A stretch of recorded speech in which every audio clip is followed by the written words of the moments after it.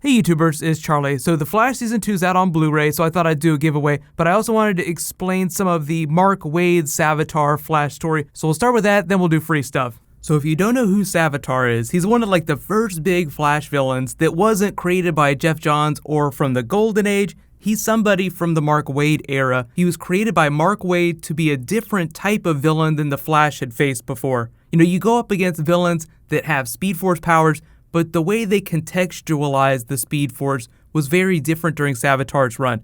And the really interesting thing, you guys may have watched the TV show. If you haven't read the comics from way back, the Speed Force didn't become a thing until the 90s. The people that wrote the Flash comic over the years didn't start using the idea of the Speed Force as a way to explain the Flash's powers until the 90s. Before that, they just ran really fast, and it was well, how do they explain why there's no friction, why they don't burn the atmosphere off? There's all these logic problems, so the Speed Force, coming up with the idea of the Speed Force, was a way to deal with that. So the Flash issue 108, Savitar debuts, and it's Wally West and all the Flash family, his friends. They've just come through this big ordeal. Wally West is thinking about getting married to his love interest, who's Linda Park, and they're sitting there just having this fun couples lunch when all of a sudden Speed Force ninjas come, and it's oh my god, what the hell, Speed Force ninjas? This doesn't make any sense. So Jay Garrick, Jesse Quick show up, and they're something has happened,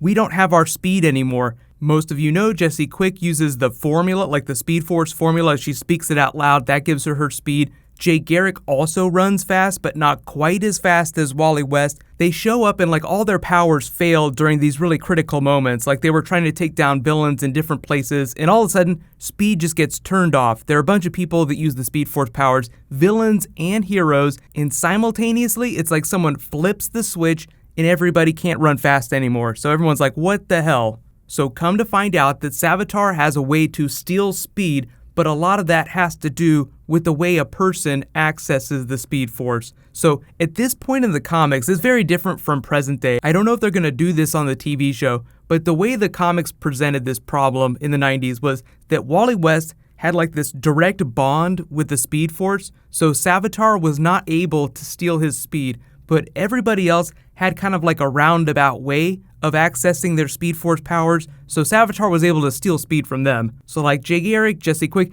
everybody who wasn't the main version of the Flash lost their Speed Force powers. But the big twist of the first issue that kind of led this up, oh my god, who's this new villain? How can he do this? How can he steal speed from people? Is the introduction of Max Mercury. Savitar and Max Mercury are old foes from a long time ago, but you're only learning about it in issue 108. This hadn't happened in the comics before this. He has them strung up, and Savitar is speaking like this cult leader. He has this Speed Force cult where he's we have a brotherhood of speedsters. You have brought too many people in. You've diluted the power. You've diluted our connection with God. And he speaks of the Speed Force as if it's God. The more Speed Force you have, the more connection you have with God. So the whole idea here is that there's a finite amount of Speed Force, and the more people that are using it, the less is available to each individual person. So imagine you have a bunch of brothers and sisters, or you have a big family with one bank account,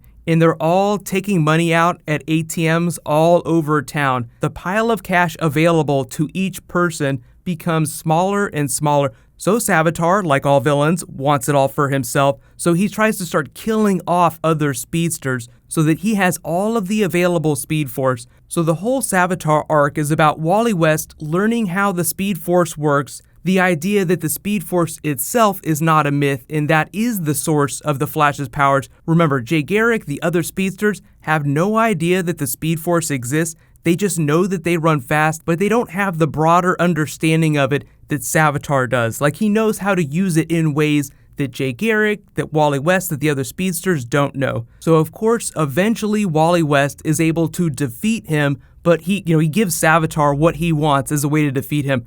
Remember the first episode of Flash Season 2 where Barry goes up against Atom Smasher? Remember the way they defeated him? He absorbed radiation, that's what gave him his powers. So Caitlin has the idea to just bombard him with too much radiation and it ends up killing him. That's kind of how Wally defeats Savitar in the comics. So he takes him to the edge of speed, faster than he's ever been before, and Savitar just completely vaporizes into pure energy because he absorbs too much speed force. So high fives all around, that's that. Guess we'll never see him again. Well, you remember, this is the comics. No one who appears to die ever truly dies, so Savitar ends up coming back later during the Flash Rebirth, which is a Jeff Johns title, but we can talk more about him later in the story, like after Wally West, when we see the Flash Season 3. I'll be interested to see how close they stick to the comic book plot. Like maybe Harrison Wells, Earth 1 Harrison Wells, will be like the Max Mercury of the story, the person who kind of introduces Savitar to the idea, gets him hooked, and then Savitar goes off and creates this evil cult where he starts doing terrible things. But as you can see, there's a lot of different characters that the Flash TV show has now. Jessie Quick doesn't have her powers yet, probably going to get powers sometime this season. So it'd actually probably be pretty helpful for you guys to read that Savitar run, but I'll talk about it as we get episodes if they do comic book things from that story. What they might end up doing, though, is they might incorporate some rebirth storyline stuff into this. The Reverse Flash kind of poisons Barry so that when he runs, he poisons other people, killing them off. So you have like the reverse Speed Force, like evil Speed Force.